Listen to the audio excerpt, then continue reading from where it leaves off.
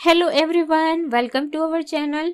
इस वीडियो में हम कक्षा 7वीं विषय विज्ञान के अध्याय 16 सजीवों में नियंत्रण एवं समन्वय के प्रश्नों के उत्तर करेंगे। इस वीडियो को सुनने मात्र से ही आपको सारे प्रश्नों के उत्तर याद हो जाएंगे। तो अगर आपने हमारे चैनल को अभी तक सब्सक्राइब नहीं किया है तो जल्दी से सब्सक्राइब कर लीजिए और इस वीडियो को लाइक कर अपने फ्रेंड्स को जरूर शेयर करें। तो चलिए शुरू करते हैं। सबसे पहले हम पाठ के मध्य में आए प्रश्नोत्तर करेंगे। इसमें इनके उत्तर दीजिएगा। सबसे पहला प्रश्न है, मनुष्य के तंत्रिका तंत्र में कौन कौन से अंग होते हैं? इसका उत्तर है, मनुष्य के तंत्रिका तंत्र में निम्नलिखित 4 अंग हैं। पहला मस्तिष्क, दूसरा मेरुरज्जु, तीसरा तंत्रिकाएं, चौथा संवेदी अंग। प्रश्न दूसरा, संवेदी तंत्रिका किसे कहते हैं? इसका उत्तर है, वे तंत्रिकाएं जो शरीर के विभिन्न भागों से सूचना मस्तिष्क अथवा मेरुरज्जु तक ले जाती हैं उन्हें संवेदी तंत्रिकाएं कहते हैं। प्रश्न तीसरा है, तंत्रिका तंत्र के कार्य बताइए। इसका उत्तर है, तंत्रिका तंत्र के निम्नलिखित कार्य हैं। पहला, शरीर के विभिन्न भागों से सूचनाओं को मस्तिष्क अथवा मेरुरज्जु तक ले जाना। दूसरा, मस्तिष्क अथवा मेरुरज्जु से आदेश को शरीर के विभिन्न अंगों तक ले जाना। तीसरा, शरीर में होने वाली समस्त क्रियाओं पर नियंत्रण रखती है। प्रश्न चौथा है, किसी ऐसे उद्दीपन का नाम लिखिए जिसका अनुभव आप सामान्यतः करते हैं। इसका उत्तर है, ऐसे उद्दीपन हैं जिनका अनुभव सामान्यतः हम सब करते हैं। पहला, धमाके की आवाज से चौंकना। दूसरा, ठंड में ठिठुरना। तीसरा, आवाज की दिशा में गर्दन घुमाना। चौथा, परीक्षा के नजदीक आने पर घबराहट होना। अगला है प्रश्न पांचवा, क्या होता है जब आपको अचानक कांटा चुभ जाए? इसका उत्तर है, जब हमें अचानक कांटा चुभ जाए अर्थात कांटा का चुभना एक उद्दीपक क्रिया है और इसके शरीर में होने वाली प्रतिक्रिया के फलस्वरूप हमारा पैर तुरंत ही हट जाता है या हमारा ध्यान उस स्थान पर चला जाता है जहां पर कांटा चुभा हो। अगला है, इनके उत्तर दीजिएगा। पहला प्रश्न, अंतःस्रावी ग्रंथियां किसे कहते हैं? इसका उत्तर है, हमारे शरीर में नियंत्रण एवं समन्वय के लिए तंत्रिका तंत्र के अलावा कुछ विशेष ग्रंथियां होती हैं। इन्हें अंतःस्रावी ग्रंथियां कहते हैं। अंतःस्रावी ग्रंथियां हैं पीयूष, थायराइड, एड्रिनल, अग्नाशय, अंडाशय, वृषण और पैराथायरॉइड मनुष्य में पाई जाने वाली ग्रंथियां हैं। अगला है प्रश्न दूसरा, हार्मोन किसे कहते हैं? इसका उत्तर है, अंतःस्रावी ग्रंथियों द्वारा स्रावित विभिन्न प्रकार के तरल रसायन जो रासायनिक समन्वय के द्वारा शरीर की विभिन्न क्रियाओं जैसे वृद्धि, विकास आदि पर नियंत्रण रखते हैं, हार्मोन कहलाते हैं। उदाहरण है थायरॉक्सिन, इंसुलिन आदि।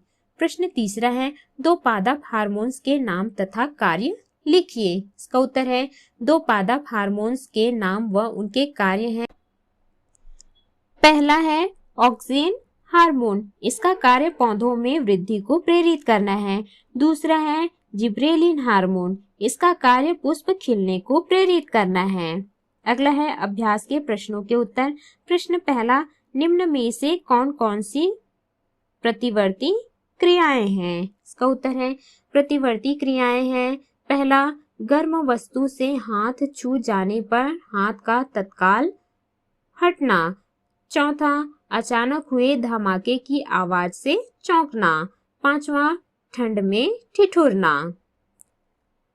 अगला है प्रश्न दूसरा, रिक्त स्थानों की पूर्ति कीजिए।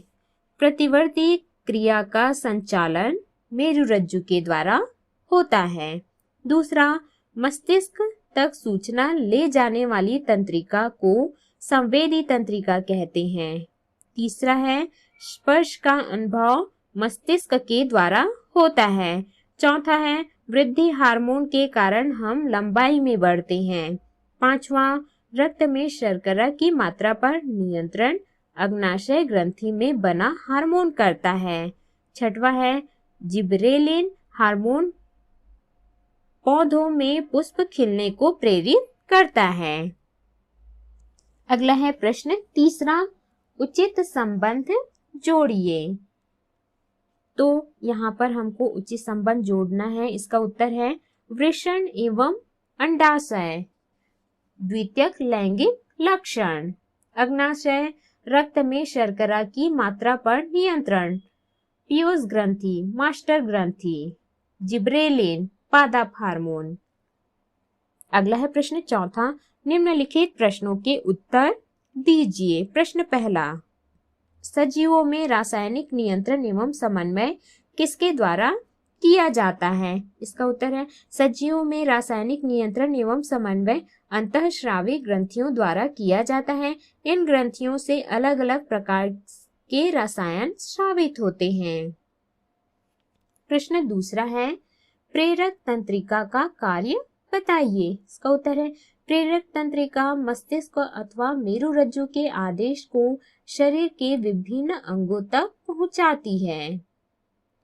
अगला है प्रश्न तीसरा, संवेदी अंग किसे कहते हैं? इसका उत्तर है संवेदी अंग वे होते हैं जिनसे हम बाह्य उद्दीपनों को ग्रहण करते हैं, संवेदी अंग कहलाते हैं। संवेदी अंगों की संख्या 5 है। पहला त्वचा, दूसरा नाक, तीसरा है जीभ, चौथा आंख, पांचवा कान। इन्हें ज्ञानेंद्रियां भी कहते हैं।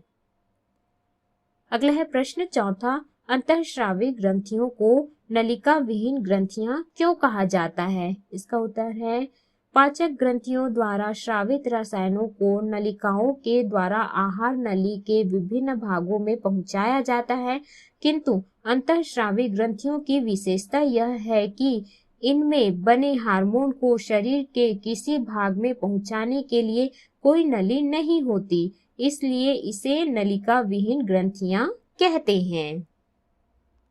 अगला है प्रश्न पांचवा, पादप हार्मोन के कार्य लिखिए।